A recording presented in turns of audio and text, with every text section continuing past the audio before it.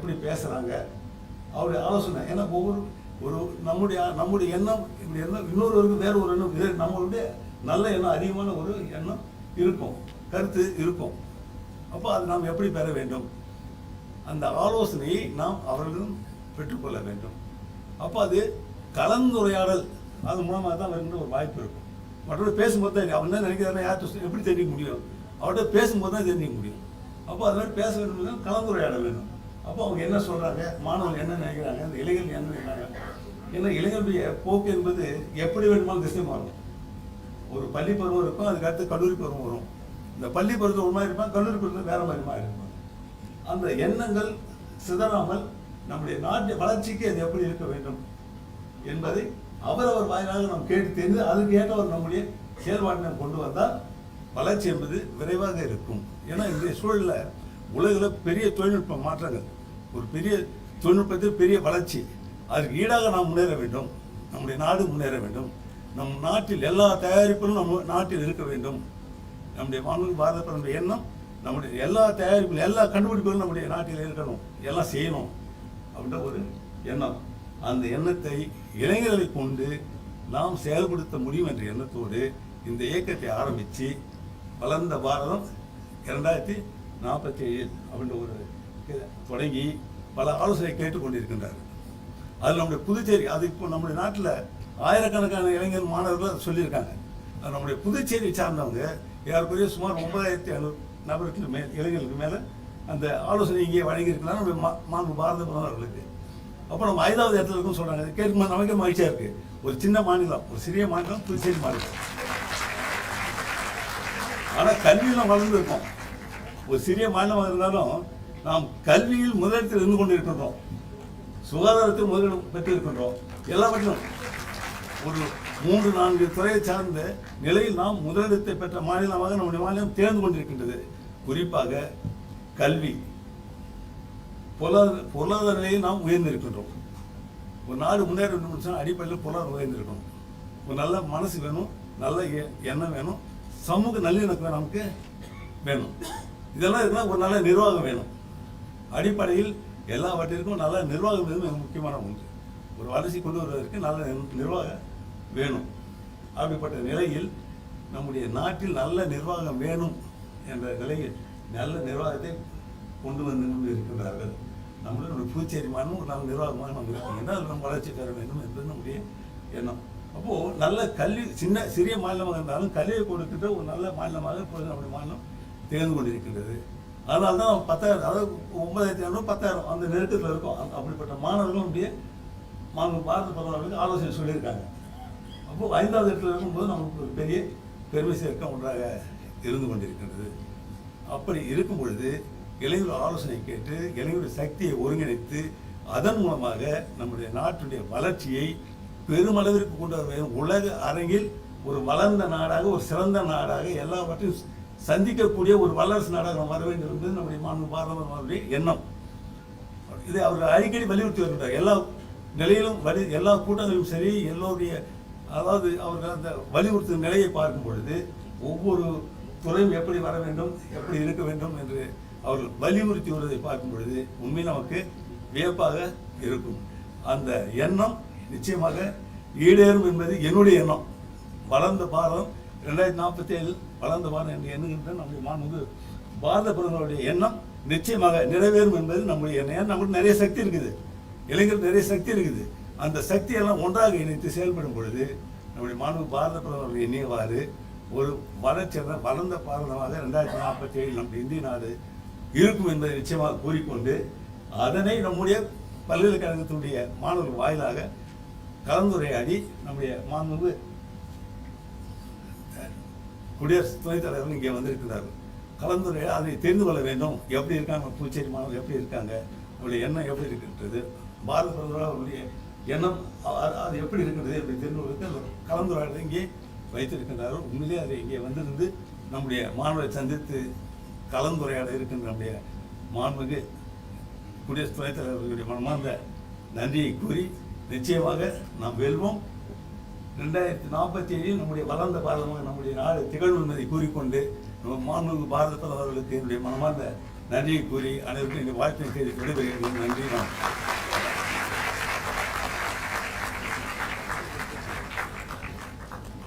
Thank you, Honorable Chief Minister, for your inspiring words, resonating deeply with our aspirations for a Viksit Bharat. Continuing our exploration, we are delighted to welcome Honorable Lieutenant Governor of Puducherry and Chief Rector of Pondicherry University, Dr. Tamilisai Soundarajan.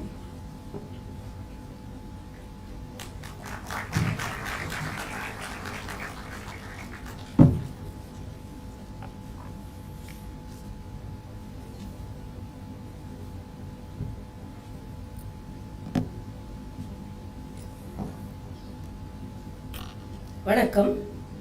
A special good evening to each and everyone here. My respects to Hon'ble Jagdeep Dhangarji, the Vice President of India, and a most competent politician and the Vice President now, and the leader who guides the Rajya Sabha. And when he was introduced, he told, had been an MLA, MP, Minister, Governor, and now the Vice President. So he has travelled almost all the steps in the Constitution. So we are very fortunate to have him here. And as our Honorable Chief Minister told here, we are very fortunate to share our views with him. Honorable Chief Minister Sri Rangasamy Anna, and I have to tell, a simple person who is always proud of this state. So only he is very proud when our Honorable Prime Minister asked the views of the youngsters, because always our Honorable Prime Minister respect the Yuva Shakti. So he is very proud among all the states. 9,000 views has been shared from the students of Puducherry and ranking 5th among all the states in our country. So the pride goes to you, and as Chief Minister he is very proud, and as LG of the state I am also very proud about you. And my respects to the Speaker Sri Embalam Selvam, and the Home Minister and the Education Minister Thiru Namachivayam, and the MP Rajya Sabha and the President of BJP Sri Selva Ganapati, and the Kalapet constituency MLA Thiru Kalyana Sundaram, and and the Vice Chancellor of this university, and all the dignitaries, all our officials who are assembled here, and all, above all, my dear students who are all the pillars of the future Bharat.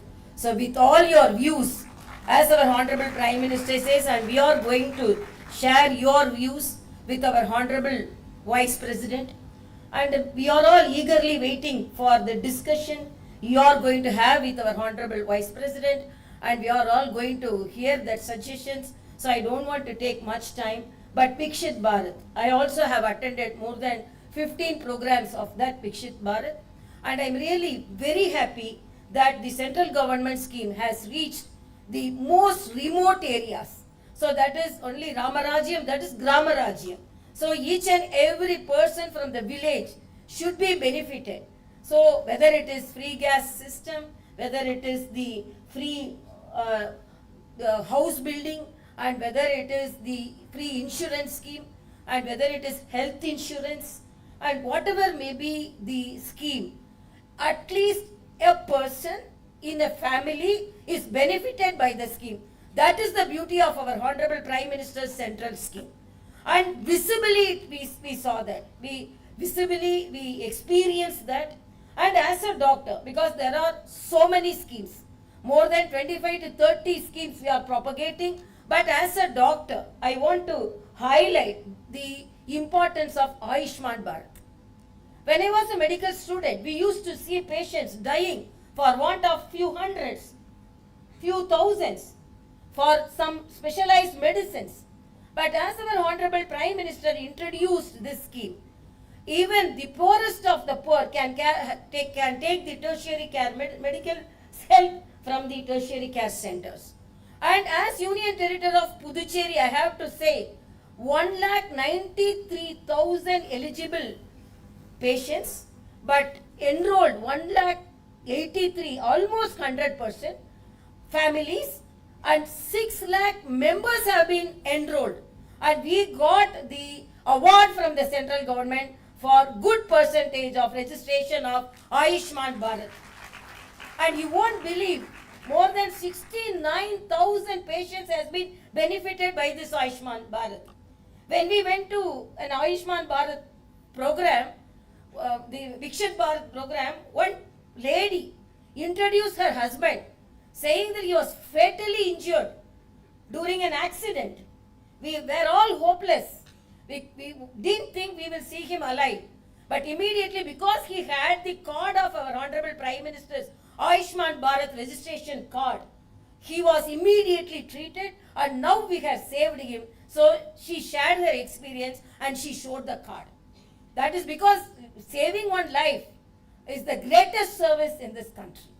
So when we were all students, we used to long, so how we are going to treat these patients with tertiary care. But because of our Honorable Prime Minister's Ayushman Bharat, now we are treating, you imagine in a small state like Puducherry, 69,000 patients has been treated, and even outside, when they went to Chennai, 1,500 patients has been treated through Ayushman Bharat. And as a doctor, again, I am very happy about the Jan Aushadh shops. When we were doctors, now I am not practicing, but when we were practicing, when used to prescribe medicine for hypertension, the patients used to go to the pharmacy and they used to tell, doctor, you have prescribed medicine for hypertension, but if I go to the pharmacy and ask the price of the hypertension medicine, the hypertension is shooting because the cost is so much. When you write medicine for gastritis, when we hear the cost of the medicine, gastritis is intensified. But now, our Honorable Prime Minister's Jan Aushadhi shops, for one example I am telling, Crozin, outside if it is 1 rupee, Crozin means paracetamol or any painkiller, it is 10 pice in the Jan Aushadhi shop. You imagine a Protein X powder, which is a nutritious powder, outside it is 700 rupees, and in Jan Aushadhi shop it is 70 rupees. So you can see how the difference. And after the introduction of the Jan Aushadhi shops, the pensioners, they were, because usually the pensioners will be suffering from either hypertension or diabetes. When we cross 40, 50, definitely it is the property of each and everyone, either one of you will get it. So every pensioner were spending 3,000 to 4,000 rupees to take the regular medications. But they are spending now only 300 rupees. That is the proved statistics which we learned from the pensioners. So with all these schemes, because so many schemes are there, and with all these schemes, our Honorable Prime Minister has reached each and everyone. Why I am highlighting this? Definitely we have, through Chandrayaan, we have reached the Chandra, Moon, and all the development. Our Honorable Prime, because it's a university, our Honorable Prime Minister says it's not decade, it's a decade. Because it's technology-oriented development is there. But unless our basic health is secured, unless we are healthy, whatever may be the achievement, we cannot celebrate that achievement when we are sick.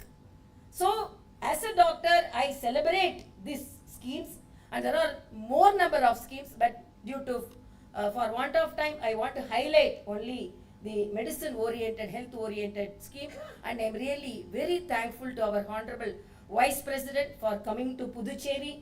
Not only now, when I met him at Telangana itself, he told, I love to come to Puducherry, because Puducherry, I love to come, it's a beautiful place, so I want to come. So he told when he came to Telangana itself, and he is a very strong person, and the way he conducts the Rajya Sabha, and in spite of whatever may be the comments, he stands as a rock in front of each and every one.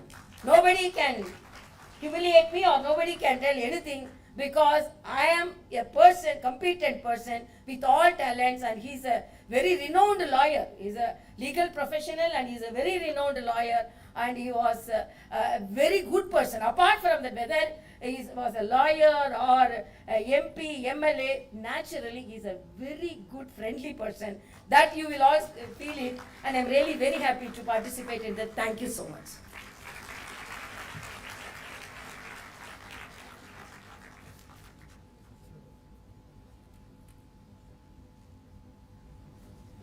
Thank you, Honorable Lieutenant Governor. Your wisdom adds a layer of richness to our vision of a developed Bharat.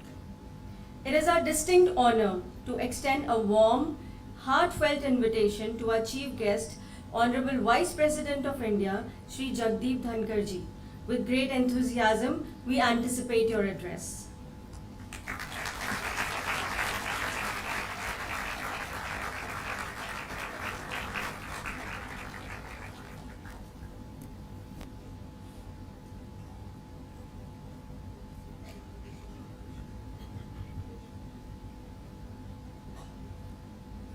Good evening, all of you.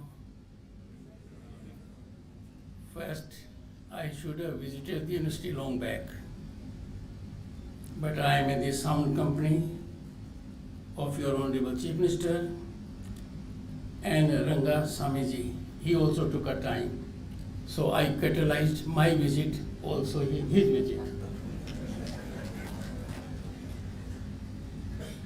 Dr. Tamilisai Sondra Rajan, Lieutenant Governor, Pondicherry, Governor, Telangana, Rector of this university, and a doctor. She indicated to us the benefit of Ayushman Bharat.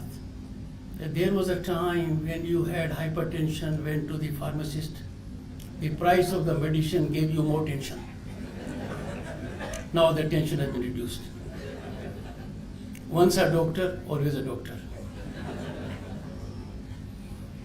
But extremely emotively connected to her assignment. We see her on television, the fiery speech, but you can take with a pinch of salt reflections she made about me. Sri N. Ranga Swamiji, Honorable Chief Minister of Puducherry. If I meet him 3 or 4 times, I would learn his disarming humility, captivating smile. Though the Honorable Governor Telangana and Lieutenant Governor Pondicherry was good enough to translate, but trust me friends, for the first time, I did not know the language, but I could make out from his body language what he was saying.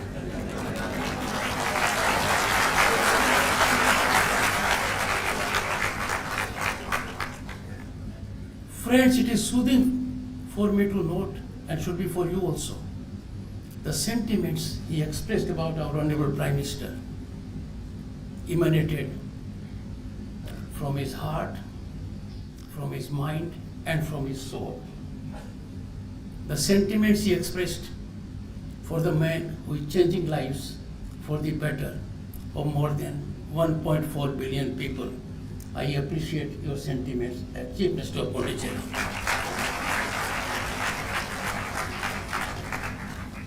Sri Ambalam Selvam, R. Selvam, I always sympathize with the speakers because I am Chairman Rajya Sabha. I know their difficulties. And that is why I have a special regard for our Honorable Rajya Sabha member. I'll come to that a little later. I am coming straightway from Mumbai, where we had 84th meeting of the speakers and chairpersons of legislatures. We have discussed in great detail and passed 5 resolutions. Legislature should not fail the people. Legislators are to contribute on the floor of the House. They have to vindicate their oath. They have to carry out constitutional ordainment. Certainly they cannot engage in disruption and disturbance, which normally they do every time. I had appealed from Mumbai that I depend on the people at large to sensitize their parliamentarians and legislators that their unbecoming conduct is not appreciated by them. They need to perform in the temple of democracy to realize our aspirations. I wouldn't say more on the point, but I share his problems. Sri A. Nams Sivem, Minister of Home, Pondicherry, a distinguished person, brings on the table. But I asked the Honorable Chief Minister, is he also the Education Minister? He said yes. Am I right? So we need two heads. Professor K. Tharanik Rasu, I hope I pronounced the name correctly. My wife is not here, otherwise she had pulled me up.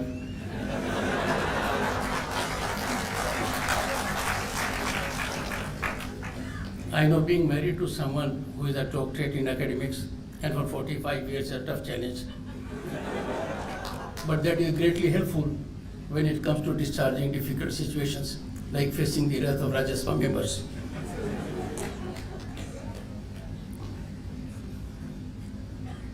Now coming to Mr.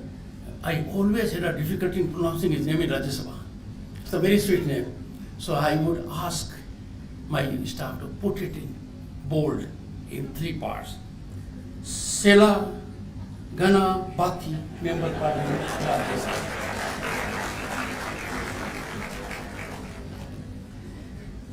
Well, the Honorable MLA has a very easy, soothing name, Sri PML Kalyan Sundaram. Grateful for all those who were instrumental in naming you so simply and enormously. Distinguished audience, erudite members of the faculty, and my dear students, boys and girls. I must start with a disclaimer. I know one person here since birth. Her father was a minister in Rajasthan, very senior minister, when I was opposition legislator. I was quite a problem to him. He is now our distinguished Rajya Sabha member, Sri Ghanshyam Tiwari ji. Richa happens to be his daughter. I know her since birth. I would not make any comment about her because of the disclaimer that I know the family, but comes from very, very distinguished family. And the father is a great asset to Rajya Sabha, has been member of the assembly for 7 terms and a minister. Has great command on scriptures and is very kind in choosing words, but sometimes they are sharper than serpent's tooth, as was said by Shakespeare in one of the novels. I must congratulate that the theme chosen is Viksit Bharat. I was elected to Parliament in 1989, Lok Sabha. I had the good fortune to be a union minister. Then we could not think of it. Why? A country that was known as Sone Ki Chidiya. I was in the Council of Ministers in 1990 when we had to send in physical terms our gold. It was airlifted from India for 2 banks in Switzerland to sustain our fiscal credibility. We could not do it. That was the time when we had to take a trip to Srinagar, stayed in Centaur, as if we had come to a place not having human habitation. I saw it. Therefore, to think of Viksit Bharat then would have been very foolish. But in last decade, things have dramatically changed. Why we are thinking you can't take a big jump, you can't take a rocket to moon unless you are prepared for it. That preparation has been taken very effectively, impactfully. Just a decade ago, this country, Bharat, home to 1/6 of humanity, was amongst fragile 5 economies of the world. Bharat was taken to be a burden on global economy. And look at what we have traversed under difficult terrain. We now are world's 5th largest economy. That's not a small achievement. We have gone ahead of Canada, UK and France. And that we have done because of right policies, affirmative governance, and result-oriented situation. It's a matter of time, friends, boys and girls. In 2-3 years, we would be the third largest global economy, marching ahead of Japan and Germany.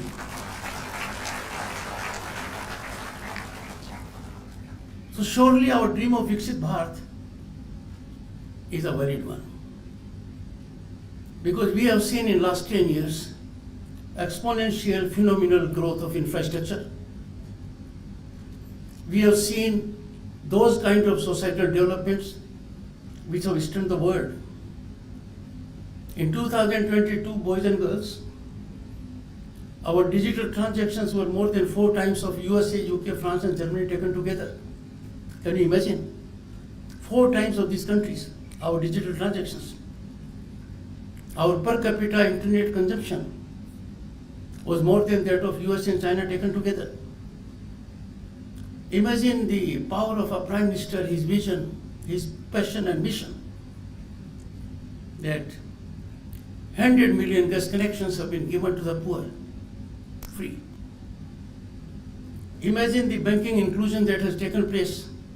Currently we have 500 million bank accounts that were away from banking inclusion. And all this has created history because now even our farmers, 110 million of them receive 3 times a year direct in their accounts. The amount so far has been more than 2,60,000 crores. Therefore, it is legitimate for us to think of Viksit Bharat. Boys and girls, our Amrit Kal is our Gaurav Kal. What we are witnessing in airports, in railway stations, in trains, on high seas, in the sky, we never dreamt of it. Those are the achievements. So rightly we are thinking of Viksit Bharat. Firm foundations have been laid already in Amrit Kal to ensure that in 2047, when Bharat attains centenary of its independence, we will be the most developed nation in the world, I have no doubt about it. And you before me, boys and girls, are the foot soldiers. You will take on your shoulders Bharat at 2047 as a glorious nation of the world, an ideal for others, and a stabilizing force for peace and harmony in the world. That is the situation. How it has come about, let me tell you. You need a mechanism so human resource is blossomed, it flourishes. Now we have an ecosystem in place where every young mind has opportunities to exploit his or her potential, unleash talent and energy, realize dreams and aspirations. And why? Because now autocracy of corruption is gone and meritocracy prevails. We have bid goodbye to favoritism, patronage, nepotism, and corruption. Boys and girls, just imagine a few years ago, our power corridors were infested with corrupt elements, lies-and elements. Nothing could be transacted or traversed in business or decision making without greasing somebody's hands. Corruption was a rewarding experience. But look at what a big change has taken place. Our power corridors have now been fully sanitized. Lies and agents are not visible. They are gone forever. They can't make a comeback. Second, young minds, what do they want? They want, we must have transparency. We must have accountability in governance. That is the theme now, you know. What you want? You want that merit alone should be rewarded. We should not be handicapped. That's the scene, you have got it. So when you have got all this, it is legitimate for us to dream big and dream keeping in view our civilizational ethos of more than 5,000 years. We have demonstrated to the world what India is capable of. whether it is Russia-Ukraine war, whether it is Israel-Hamas, whether it is dealing with the Middle East or European Union or America, India has its own voice, an independent voice. For the first time, we have a Prime Minister who went to the United Nations and invited global attention to yoga. Yoga is our contribution to the world.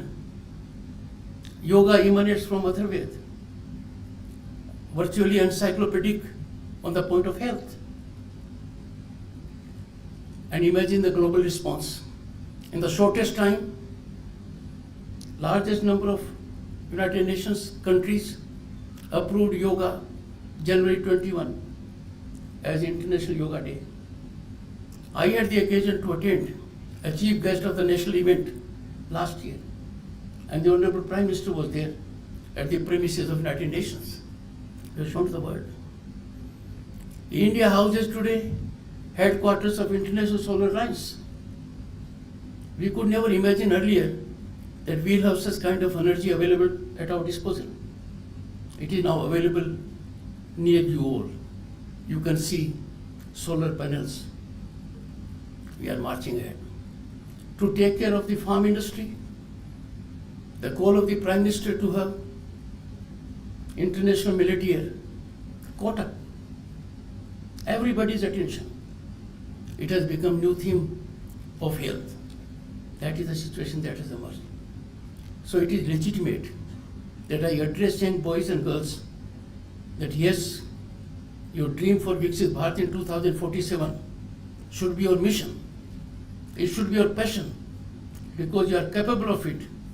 And trust me, no one can be more stakeholder in governance than young minds.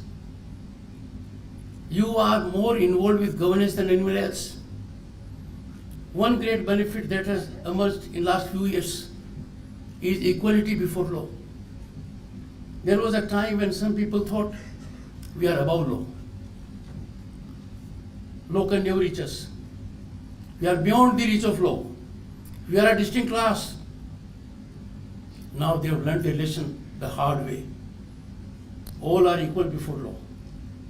Law will spare none if you have violated law. You may be anybody, belonging to any country, any family, belonging to any class. You are accountable to law as much as any other person is. It is equality before law that is nectar of democracy. That is the essence of democracy. We cannot visualize democracy without there being equality before law and equal opportunities. I invite your attention while congratulating you all on the 75th Republic Day celebrations. What did we see on 26 January 2024? Kartavya Path. The world was stunned. Our woman power was in full play. Army, Air Force, Navy, band, cycle shows. And it was so impactful that their contribution on Republic Day was more than 50%. And why not? They are not just pilots of commercial airlines, they are fighter pilots.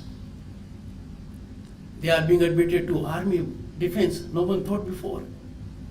Chandrayaan's success is primarily due to a group of women also, one of them known as Rocket Woman. That is there. Just imagine the big change that has come into being. For 3 decades, we struggled hard to make available justice to our mothers and sisters, to give them role in governance. Reservation for them in Lok Sabha and state legislatures. It failed. But it was a great occasion, September 20 and 21 in 2023. And we had a great success. Except 2 abstentions in both the houses taken together, it was passed. And now we have horizontal, vertical reservation to the extent of 1/3 for women in Lok Sabha and state legislatures. Imagine, think out of the box what will happen to Lok Sabha and legislatures when more than 1/3 will be women. One woman has made so much difference on the dais. That will happen. Boys and girls, that reservation has a societal element also. There's already reservation in parliament and legislatures for scheduled caste and scheduled tribes. But in that category also 1/3 will be women. So more than 1/3 will be there because in the 2/3 also women can contest. So boys and gentlemen in the room, gear up. You have to save your wicket from a very difficult bowling. When I look around and look at my days, but for scholarship I would not have got good education. But when I look at the technological penetration in the villages, your village has everything. It has internet, it has road, it has water, it has connectivity, it has a gas connection. You can work from home from a village. This is a big change, not easy. Imagine the situations. Vikrant, we discarded the old Vikrant and had a Vikrant made in our country. We have a plane Tejas made in our country. We have helicopters made in our country. And look at our ISRO. There was a time when we started.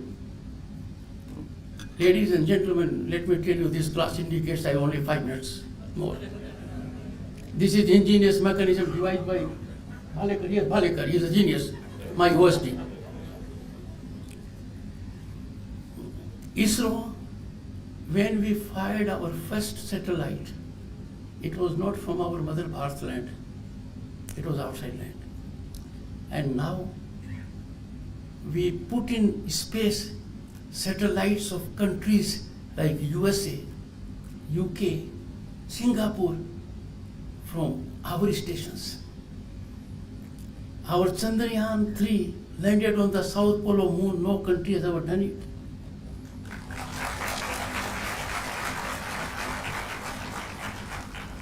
On the moon we have now Shiv Shakti Point and Tiranga. No one has done it. Remarkable success. I can share with the boys and girls who are more interested in science and technology. Disruptive technologies, artificial intelligence, machine learning, or exploitation of G6, Internet of Things, quantum computing, our country is ahead of others. I am sure a university like you will engage into these activities also and be in the front line of getting engaged with disruptive technologies.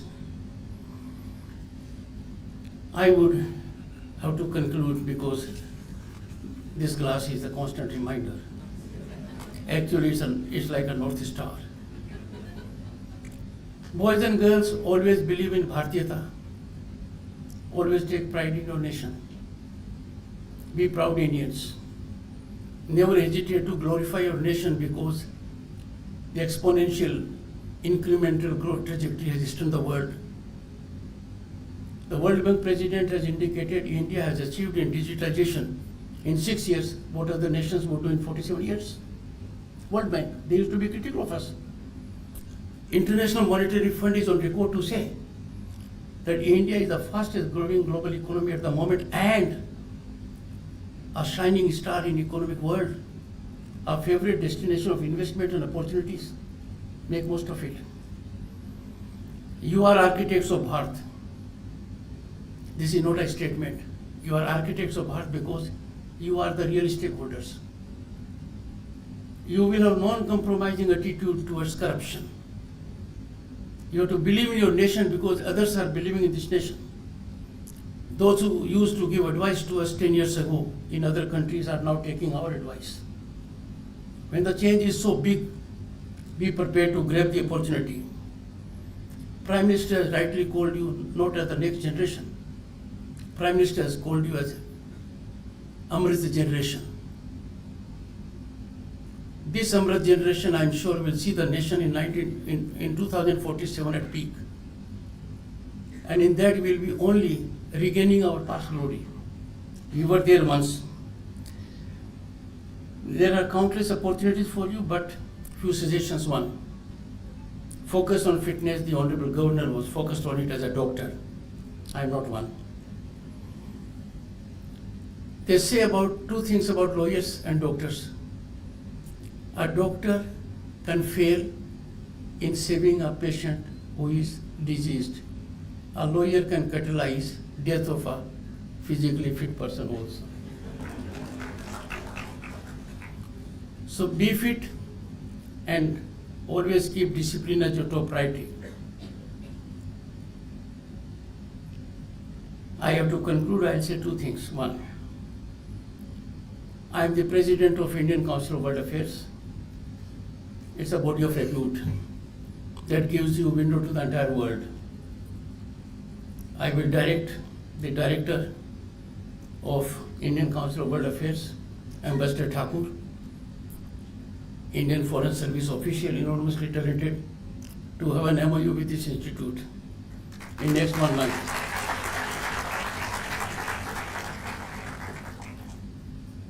That will help you enormously because you will have the visitors who will tell you what is happening in the world, and they will gain from you the brilliance of Indian mind, boys and girls. 2, I happen to be chairman of Rajya Sabha by virtue of being vice president of the country. I invite in batches students, boys and girls of this university to visit new building of parliament as my guest.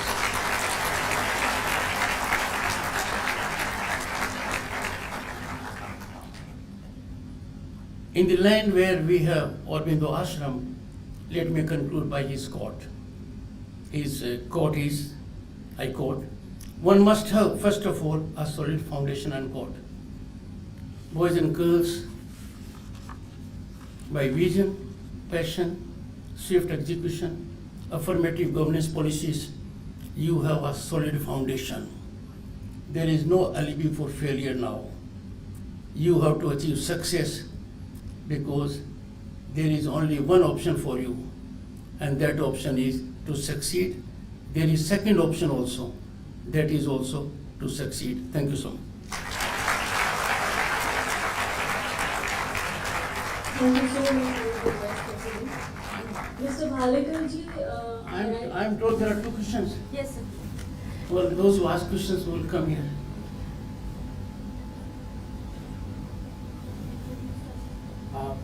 Hello sir, good evening sir. Good evening everyone. Go ahead. I'm Vijay from the Department of Politics and International Studies. And Little louder. my question is, how do you envision the role of youth in Indian politics in future? As a youth in politics, Yes, sir. okay. Thank you sir. Well, ladies and gentlemen, boys and girls, you'll agree it's a difficult question because it's hydra-headed. A nation deserves the leaders it elects, and therefore people cannot lament why we have elected leaders. We must have talented people in governance, and politics is an important facet of governance. And let me tell you, boys and girls, the greatest challenge to your intellect is getting involved with electioneering. Times have now changed. Technology has brought about a change now. It was difficult for young boys and girls to enter politics earlier because that was not possible. So much had to be done by way of advertisement and others. Now things have changed. Social media is there. But two big changes have taken place in the country which you need to take note of. India is the only country in the world that has structured democracy at all levels. Panchayats, municipalities, legislatures, and state. It was not there in the constitution, but it came in 90s. Part 9 and 9 capital A, Panchayats and municipalities. Therein there is reservation for women. There is reservation for SC, ST and OBC. And there is of course the general category. And now we have in the parliament and legislatures also for women. So there is a rich crop of human resource that is emanating from Sarpanch, Pradhan, Jila Pramukh, and most of them are women also.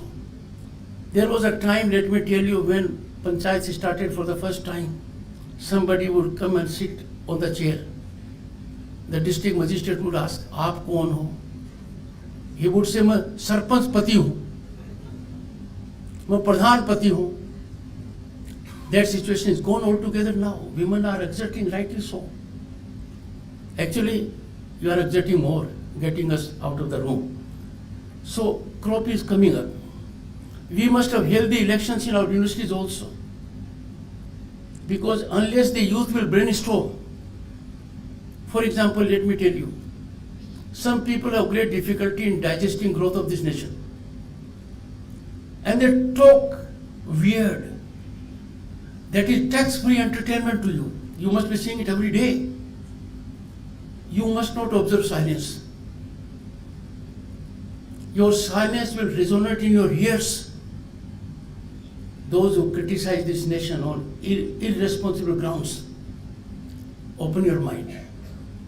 These days, it is for you to emerge as a leader. And there is enough scope because people want knowledgeable governance. When I lament about the parliamentarians, Parliament should be the theatre to talk about disruptive technologies. Parliament should be the theatre to talk about our security concerns, our health requirements, how to sharpen our accountability and governance skills. I have no doubt if some of you choose to be in politics, two advice. I never thought I would be a politician. I was a gold medalist all throughout. I was busy with my profession. मुझे धक्का दिया गया. I was lucky to be elected by the highest margin in Lok Sabha. पर मुझे पता लगा ये बहुत मुश्किल है. So keep patience, do your homework, and don't hesitate to take a jump. Never fear failure. Fear of failure is the greatest enemy of development. If it occurs to you that you need to be in politics, work for it. You will succeed. I will make another offer here. I will take 10 interns from this university to be intern at Parliament.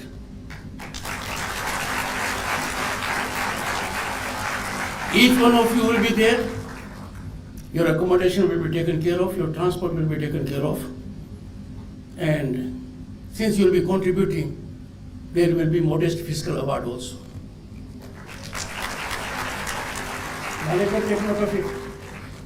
I would greatly appreciate if the Vice Chancellor and the Rector could help me with 10 names, but I would appreciate 50-50 for boys and girls. Next question. But don't make it as difficult as the previous speaker. So, good evening, sir. Good evening, everyone. My name is Divya Bharti from School of Law. So, my question is, sir, I would like to know how Viksit Bharat program prioritize gender equality in future policies, considering the diverse challenge faced by the women and the third genders.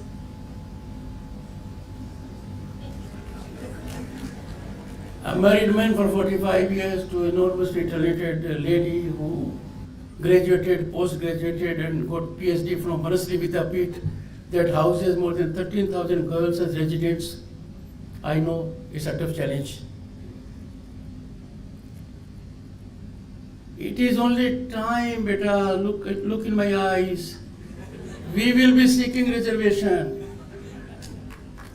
Honorable Prime Minister started, you see, very deliberately, very passionately. First he started with Swachh Bharat, concerns your gender. Then he gave gas connections to more than 100 million houses free, because to help our mothers and sisters and grandmothers, he gave them free. Then he provided for toilet in every home. Then he ensured there should be jal in every null and there should be null in every house. He did it. Then he started a great scheme, you see, where you get easy loan, easy accessibility. And as a matter of fact, what happened on 26th of January 2024 is a warning call to every person who is not a female in this room. You occupied the space massively. So I have no doubt the gender equality is there. But the step that has been taken, for 30 years, our women were denied participation in a structured constitutional manner in Lok Sabha and Vidhan Sabha. Now you have it.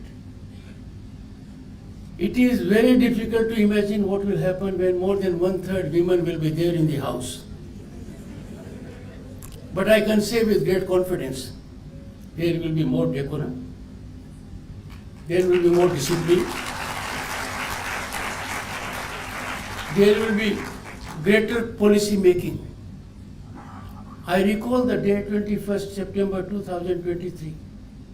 As chairman of the Rajya Sabha, we were to consider passing the Women Reservation Bill. I sit in a chair. I got 17 women parliamentarians to sit in my chair. From Jaya Bachchan ji, to P.T. Usha ji, to Koinak ji, to Mahua Maji.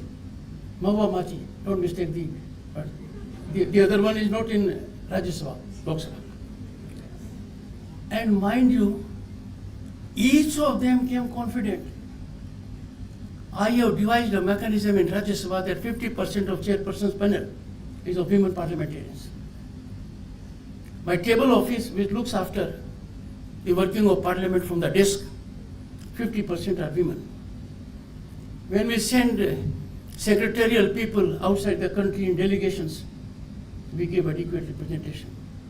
In the process, we are doing nothing, but we are taking note of the writing on the wall, and that writing is by the Prime Minister of the country. He does what he believes in, and he does with emphasis. 26 January 2024, everyone in the world witnessed it. Thank you.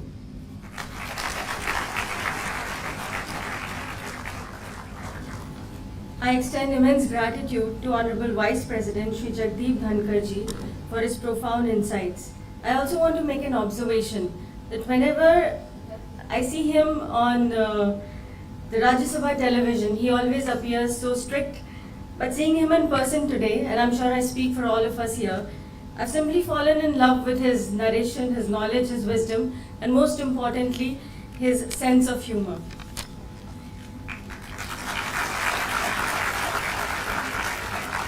This forward-looking interaction reflects the profound words of revered freedom fighter, philosopher, and sage Sri Aurobindo when he said, "We do not belong to the past dawns, but to the noons of the future."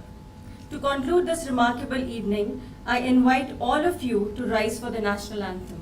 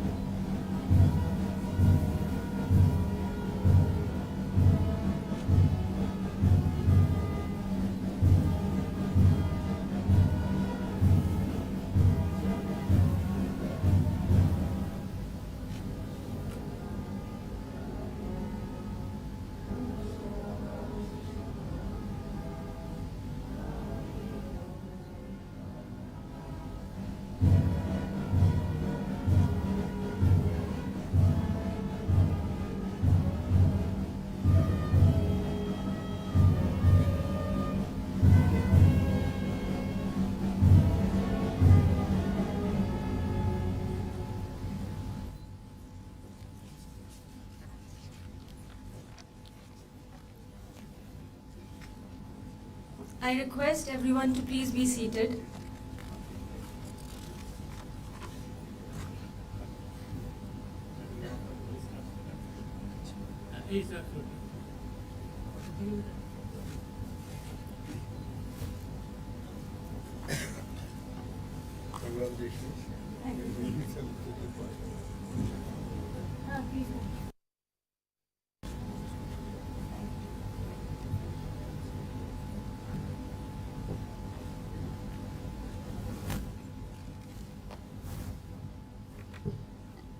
kindly remain seated until your further announcements.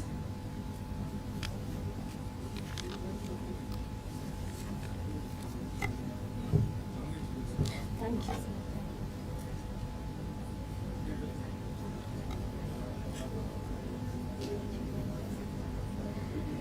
I think now I can thank all the students for being so good today, for being such a good audience, and I thank all the head of the departments, the deans, the faculty members, and I especially want to thank all the people from the organizing committee, the engineering department, who've been doing tremendous work day in and day out. Without their efforts, nothing would have been possible today.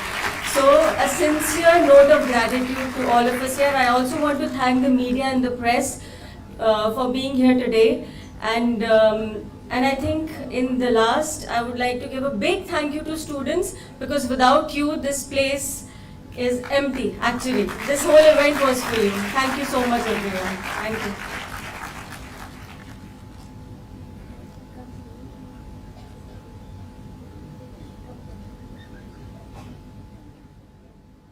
I think in next 2 minutes, we'll be able to leave the auditorium. Thank you so much.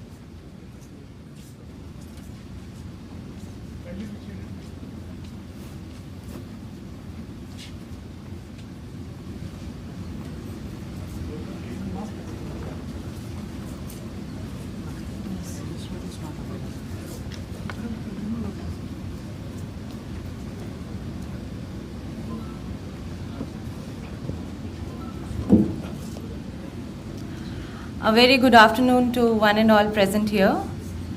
I, Dr. Gurminder Kaur, on behalf of the Pondicherry University, welcome all of you on this occasion of the 76th year of independence of our country. And thank you so much for taking so much interest in this special lecture. So first of all, I would request our Honorable VC Sir to please join us the dais. Along with him, I would request Director Studies, Director Culture and Cultural Affairs also to join.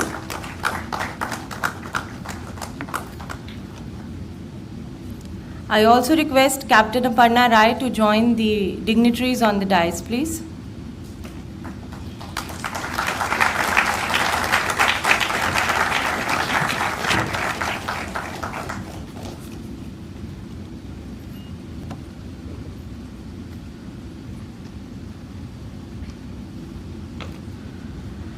As the Nobel Prize winner Rabindranath Tagore rightly stated, where the mind is without fear and the head is held high, where knowledge is free, where the world has not been broken up into fragments by narrow domestic walls, where words come out from the depth of truth, where tireless striving stretches its arms towards perfection, where the clear stream of reason has not lost its way into the dreary desert sand of dead habit, where the mind is led forward by thee into ever-widening thought and action, into that heaven of freedom, my Father, let my country awake.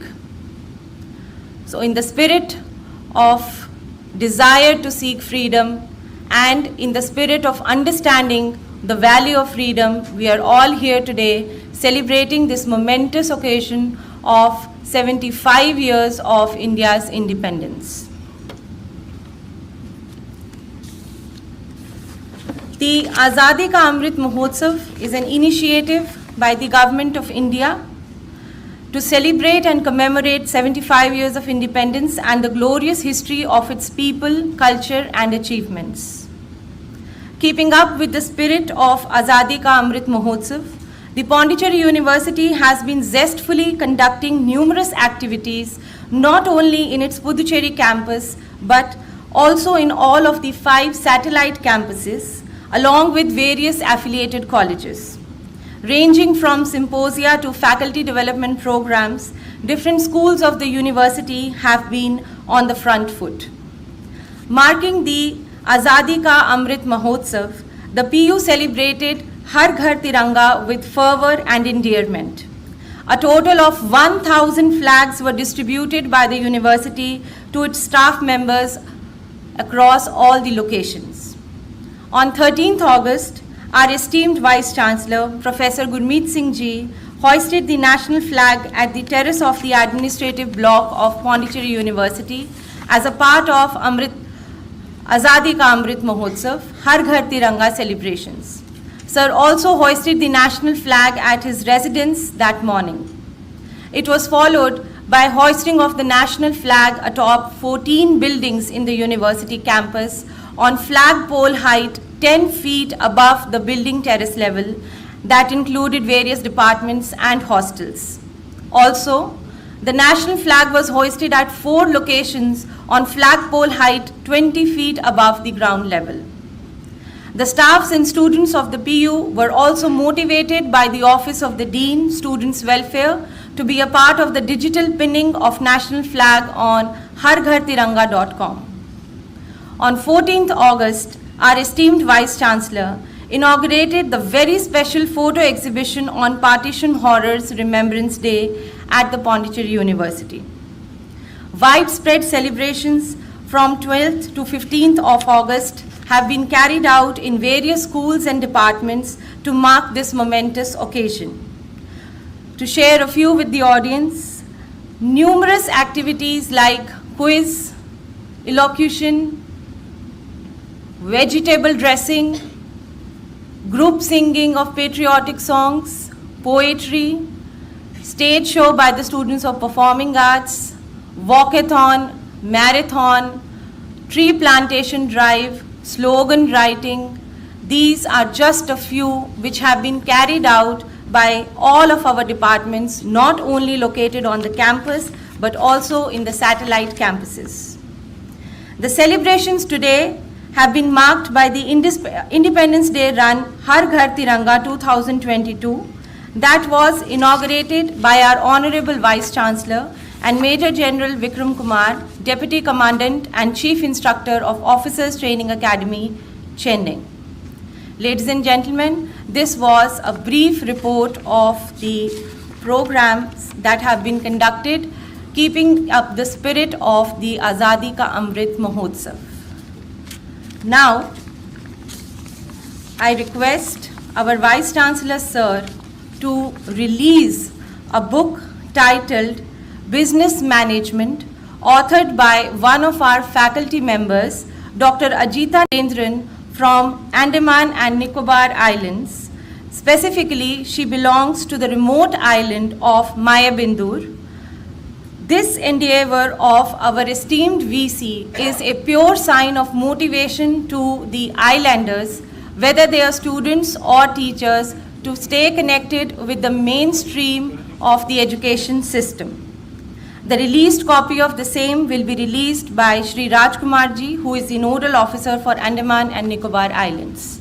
Please join your hands together. This is a great achievement coming from a faculty member located at such a faraway distance.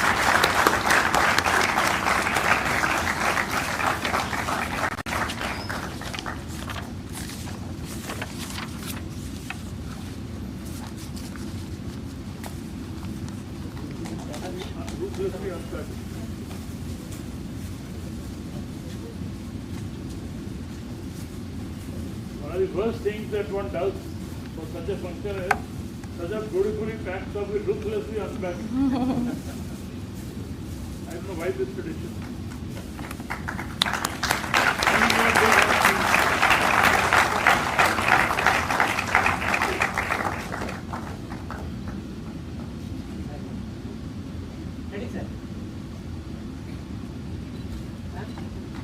Please show the.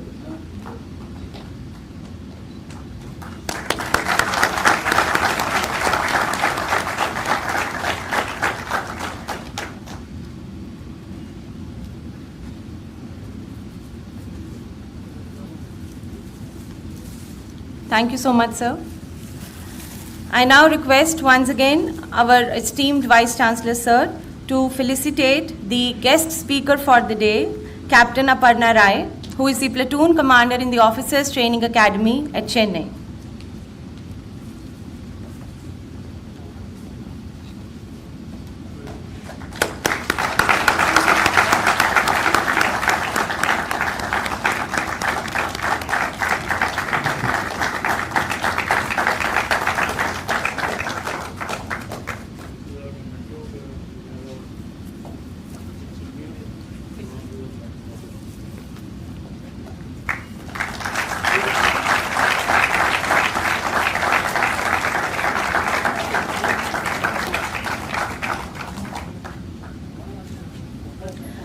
I now invite Captain Aparna Rai to deliver the special address for today. Yes, sir. Yes, sir. Please. Yes, sir. Well, friends, you must be wondering that how is it that we have organized this function on such an important day, and that too we have invited a very young officers. Invariably, you would have heard about on such occasions very senior officers giving talks. Last time we had our Commandant of the Defence Services Staff College here, Lieutenant General, and many others have come in. We signed one MOU with Air Force where Air Vice Marshal came to do this. You must be wondering why a young officer here, and that is one of the reasons I thought I will be personally attending this, to encourage all of you that in Defence Forces there is no question of senior or junior. Once you are an officer, you are an officer. Same kind of a regard is given to irrespective of what you are. You go to any wardroom, any mess, anywhere, whether you are a lieutenant or a major or major general or lieutenant general, same regard is given. And let me also tell you, when we talk to our JCOs, they are given the same kind of respect which is expected to a senior officer. Many of you may not be knowing, I am giving this for the knowledge of our civilian friends here, that a Subedar Major who commands all the JCOs is always addressed as Saab. You know, Vikram Saab or whatever the name is, we address him very respectfully. And in Navy, Master Chief as Petty Officer First Class is virtually equivalent to a captain. He commands the same kind of an authority that a captain does to an officer. So this is the unity of our defense forces. This is the strength. And many of you would not have known that the kind of camaraderie that we have in defense, the kind of respect we have for one another, it is unparalleled. When an officer goes on an annual leave and another officer comes in, and if you find that there is no accommodation, one gladly leaves the key of the house that here is one, enjoy your next 60 days here. Without bothering about that he has his valuables, he has his fridge loaded with fruit and butter and whatever. He'll just say, here is it, this is your house, stay there. Such a thing, such a kind of friendship, such a kind of respect, such a kind of one-manship you will not find in any other service other than this. We do see this in some other corporate sectors, but there you would have seen and you would have heard from others, they would always say, look, this house is yours, these two rooms you don't touch. This fridge is mine, don't open this is this is that. But here it is unconditional. Here is it, this is what you find in defense, and that is what is reflected when these people serve in our difficult areas on high altitude or on borders or wherever or in a war-like situation. They are the ones who fight as one unit. There is no question of which area one comes from, who is the commanding officer, who is the one who is fighting. They are one. And they look at that one unit as the one which is here to defend our nation. This is the spirit of our nation. And that's why we thought this is an important day, 75th year of our independence. Comes once in a lifetime, let me tell you. We are all very lucky that this day came during our lifetime. So we took this occasion, and our sports department, physical education department, organized a wonderful marathon in the morning at 7 o'clock, which was flagged off by Major General Vikram. And it was a very successful event, I was told. No better day would have been there than the one we decided to hold this on. And many other activities that our university had undertaken in very many departments, which you have heard from the report that has been read, would enthrall you by knowing that such an activity had been organized in Pondicherry University.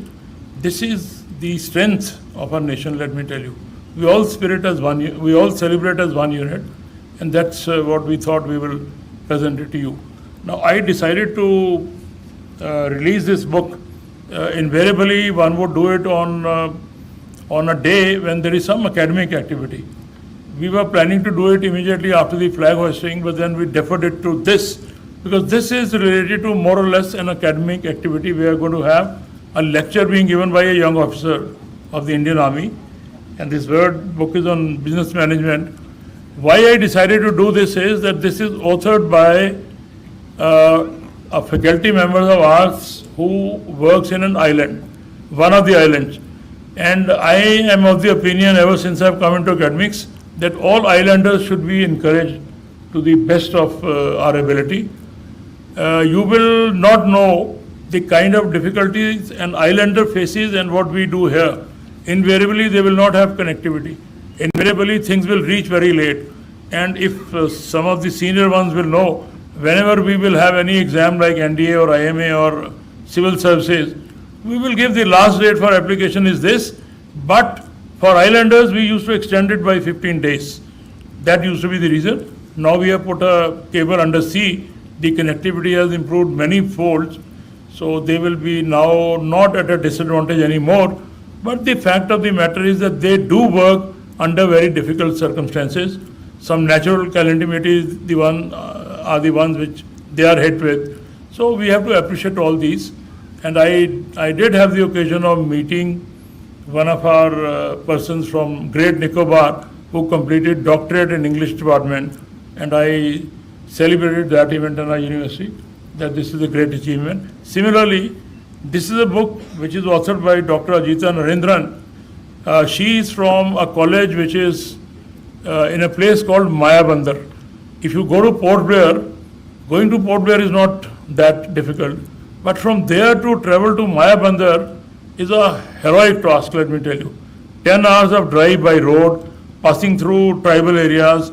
At times you have to take police escort with you. So all these difficult situations, and you have to cross at 3 points by ferry. There is no direct road link. So all these difficult situations you face to reach Maya Bandar. For a colleague of management department from that college to come up with this, I suppose it's a great achievement. So we thought we will reward her by releasing the book here on this great day. So I appreciate your presence here. And now coming down to the talk, which I said invariably one would have heard it from senior officers, but a young officer giving you a talk on this, I think would be a very enjoyable experience and thrilling experience for all of you. This is Indian Army, a profession with honor. I would extend it a little more. It is defense, a profession for everybody with honor, be it Air Force, Navy, or the sister concerns which are Coast Guard or BSF for that matter, or Indian Army, of course, which is the largest amongst these, is a great honor. Let me tell you, I have integrated few of these things. It is only when somebody serves there, one enjoys the kind of family-like traditions that you have there, and one never misses that you are away from your family. This is what others will never be able to make out unless one gets into the deep inside of how defense personnel families live. The way we invite them, I think I will be talking to some of the senior commanding officers, maybe Southern Commander-in-Chief, whosoever is there, to look for an occasion when some of our civilian academic officers can also be invited to your institute to see how things are. I have been fortunate enough to see all this, but then I would appreciate that. So this two-way traffic we will start. Now I'll, of course, you're all keenly waiting to listen to one of our young officers. I'll invite her and listen to this talk with absolute attention. I have the Major General Vikram coming in. Maybe one of the reasons I was here was to wait for him. We were together there with LG, and you're welcome here. I thought I'll give a brief introduction while you make your entry here. So we welcome you and your better half, Mrs. Major General is also around. Please.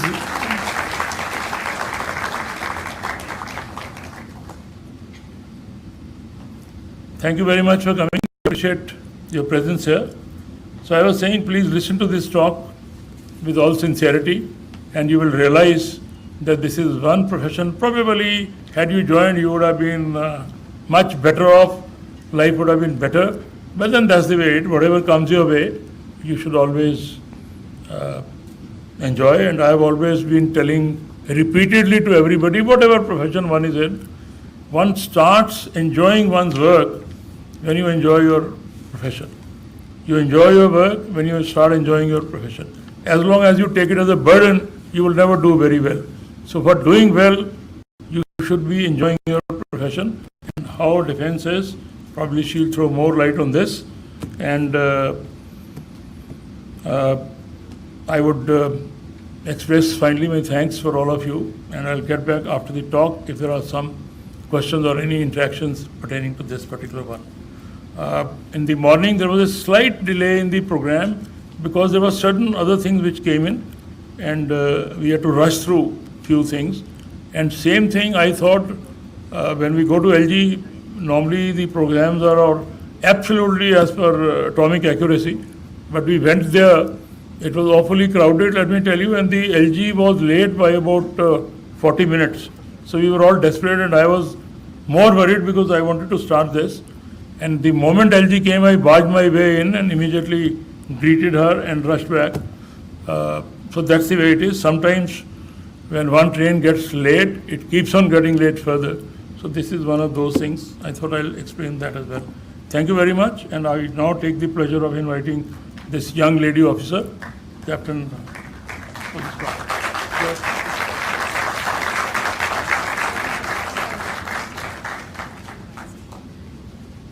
Sorry for barging in, but I would very respectfully request Major General Vikram Kumarji to please join the dignitaries on the dais, please.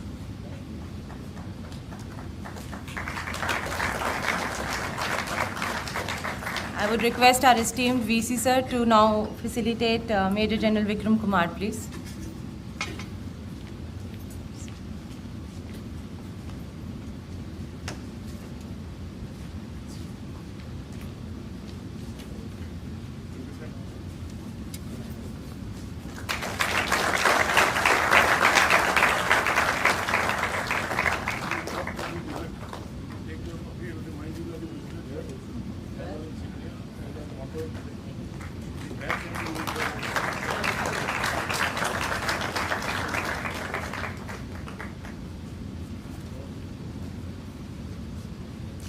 Thank you so much, sir. Now I once again invite Captain Aparna Rai to share her views with us on the topic. Thank you.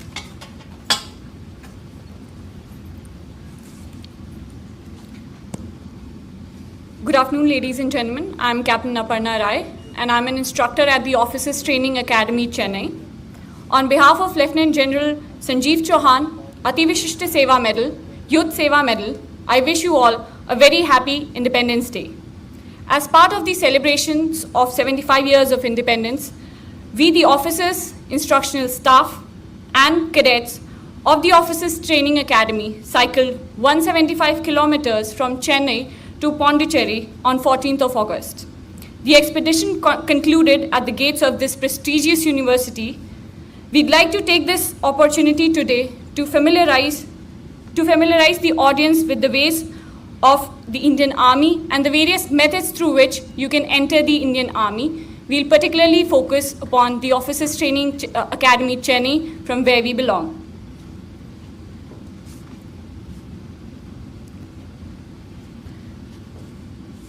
To begin with, I have a short video that introduces you to the ways of the Indian Army, what life in Indian Army looks like.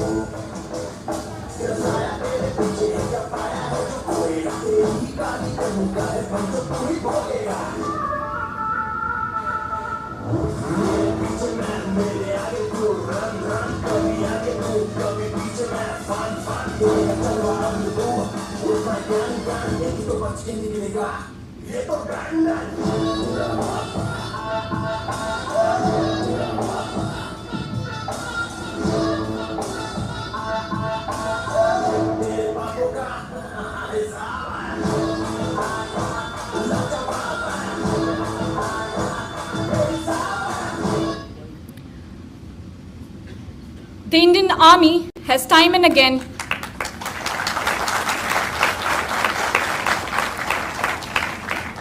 The Indian Army has time and again lived up to its tradition of valor, heroism, sacrifice, and fortitude.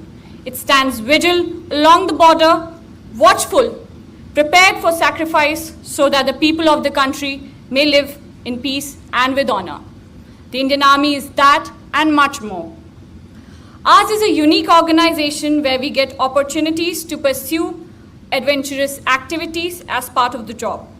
Every year, the Army Adventure Wing organizes several adventure activities to include mountaineering, trekking, car and bike rallies, skydiving, scuba diving, and much more.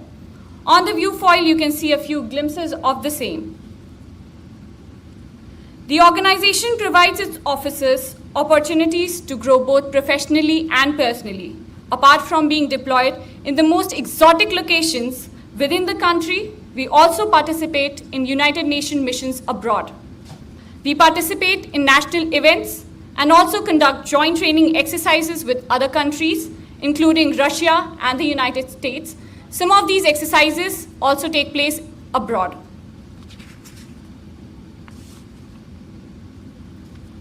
Apart from the main responsibility of defending the borders, we also assist the civil authorities whenever called upon to do so.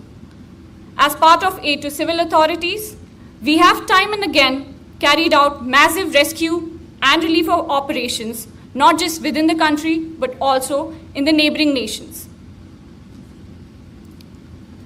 Having introduced you to the various aspects of the Indian Army and to the life in Indian Army, I'd like to familiarize you with the various entries through which you can get into the Army as an officer.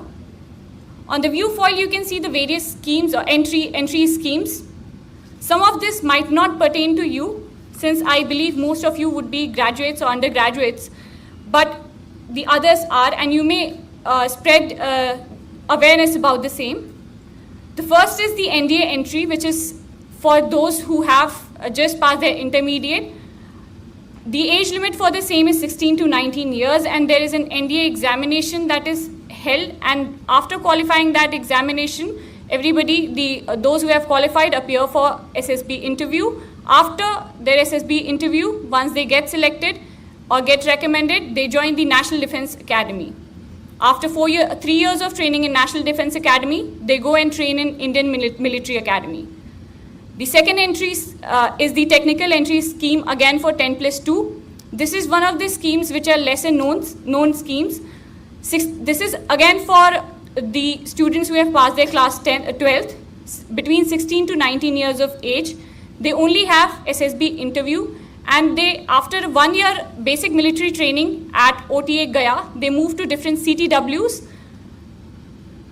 The third is the technical graduate course. Those who have done their engineering degree or PG in notified discipline, they are eligible to appear for this entry. Their age limit is 20 to 27 years of age, and they again have to appear for an SSB interview only. Their training takes place at Indian Military Academy, Dehradun. The university entry scheme for pre-final and final year students of engineering degree course, the age limit for pre-final year is 18 to 24 years, and for those in the final year, it is 90 to 25 years. There is a campus interview conducted by the authorities, and thereafter the selected candidates go for SSB interview. The direct entry or the Indian Military Academy non-tech entry is for graduates who have to appear for a combined defense services examination that is conducted by UPSC. Thereafter, the selected candidates have to appear for SSB. Those selected through this entry train at the Indian Military Academy, Dehradun. After this comes the Short Service Commission. All the cadets, those who are present here, as well as those who are trained from the Officers Training Academy, are Short Service Commission officers. We have a service of 10+4 years. After the end of 10th year, we have a board, and some of us get the opportunity to continue the service beyond 14 years based on the record of our service. The Officers Training Academy Chennai is a unique institution, the only training academy that trains both men and women to become officers of the Indian Army. The Short Service Commission that is for 10 plus 4 years. All the officers entering through various entries of Short Service Commission are trained at the OTA. The detail of these entries would be coming up further down in the presentation. With a short video, I'd like to show you the way of life inside the Officers Training Academy, how a cadet trains inside the Officers Training Academy.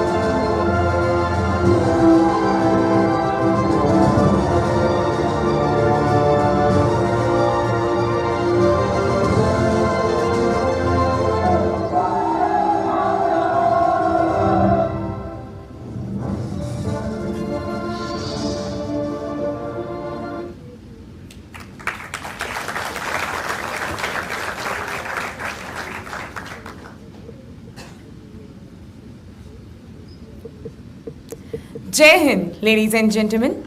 I, Junior Under Officer Shivani Singh. And I, General Cadet Sumit Singh Yadav. We are here today to present before you our training experience that we undergo in our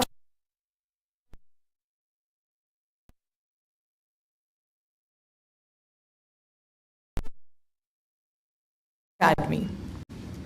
In the wake of Chinese aggression in October 1962, a national emergency was declared and 2 officers' training schools were established, one at Madras and another one at Pune in January 1963, to commission emergency commissioned officers to the Indian Army.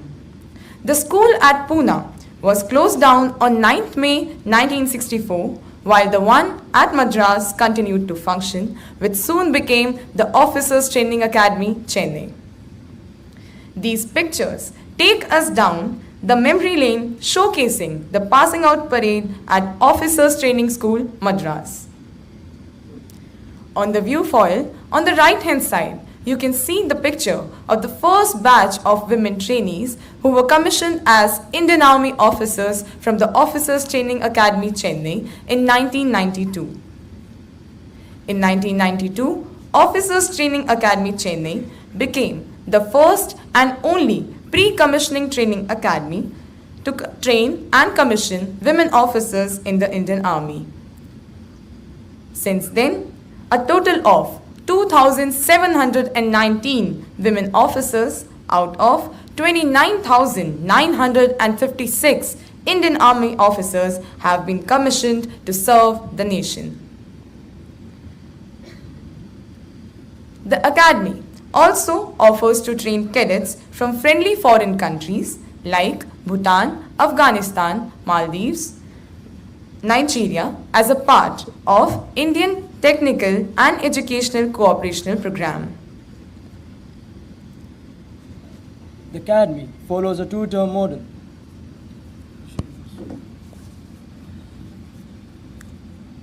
The academy follows a two-term model comprising of 49 weeks, where the junior term is of 23 weeks, followed by a mid-term break of 3 weeks, then the senior and the final term of again 23 weeks.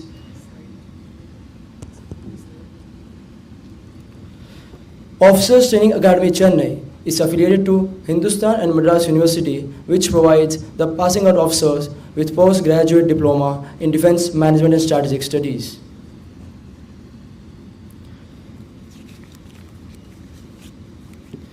The training encompasses various physical tests as well as basic military tests.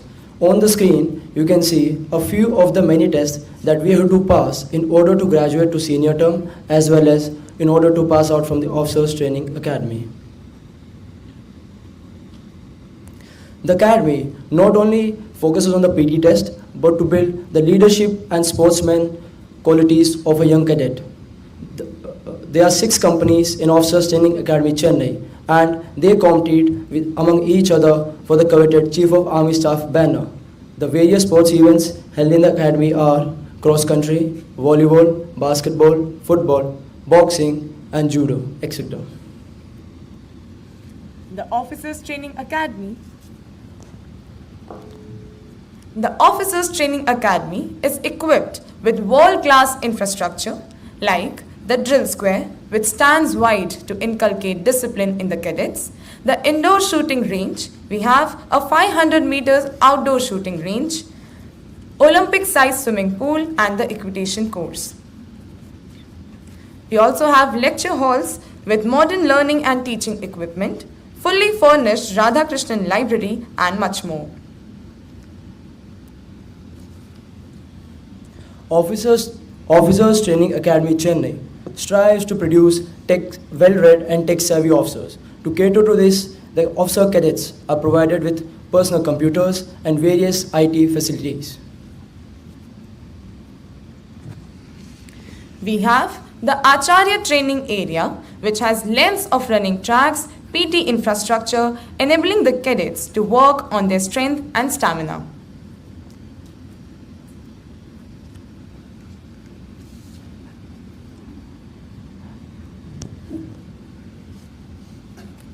In the academy, it is ensured that the cadets meet their daily calorific requirements, and these are catered to in the Yoda Cadet Mess. It's an elegant building adjudged the best in architect and construction design by Chennai Chief Engineer Zone in 2006. The officer cadets are housed in 6 blocks of modern accommodation, each occupied by one of the 6 companies in the academy. Each block is equipped with an anteroom and a mini gym. All officer cadets are allotted independent rooms with washrooms shared between 2. The rooms are connected over a LAN. This is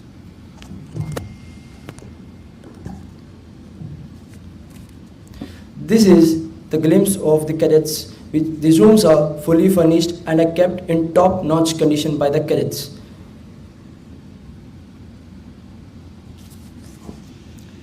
In August 2008, the training duration of lady cadets were upgraded and brought at par with the gentlemen cadets, with the introduction of the Short Service Commission Women course. Now that the women officers can also opt for permanent commission in the Indian Army, the training program has been further refined to bring more integration between the officers of both the genders. We train together, undergo same physical exercises, compete as a team against other companies, live for our course mates and learn from our counterparts.